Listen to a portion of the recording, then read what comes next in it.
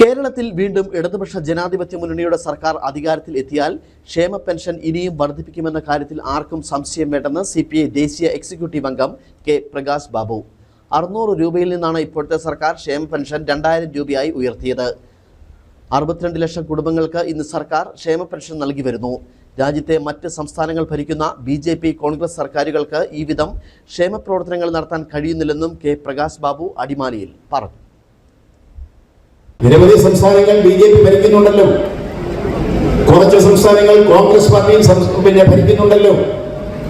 അവിടെ മതപരിവർത്തന നിയമം ഉണ്ടാക്കുകയും ആൾക്കൂട്ട കൊലകളെ വെള്ളപൂശുകയും ചെയ്യുന്ന BJPയുടെ ആ സംസ്ഥാനങ്ങളിൽ, കോൺഗ്രസിന്റെ ഭരിക്കുന്ന സംസ്ഥാനങ്ങളിൽ എന്തുകൊണ്ട് ഈ കേരളത്തിൽ നടപ്പിലാക്കുന്നത് പോലെയുള്ള ക്ഷേമ പ്രവർത്തനങ്ങൾ നടപ്പിലാക്കാൻ അവർക്ക് കഴിയുന്നില്ല?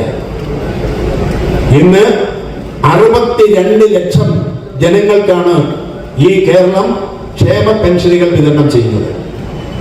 വെറും 600 രൂപ ഉണ്ടായിരുന്നതാണ് നമ്മൾ 2000 രൂപയായി ഉയർത്തിയത്.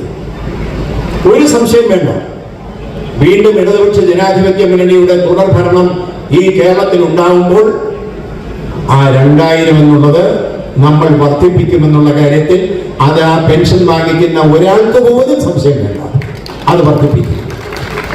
സംശയമില്ലാതെ ഞാൻ പറയുന്നു, ആ തുക നമുക്ക് വർദ്ധിപ്പിച്ച് അത് വരും നാളുകളിലായി പടിപടിയായി അത് വർദ്ധിപ്പിക്കുന്നതിനുള്ള നടപടികളും ഉണ്ടാകും.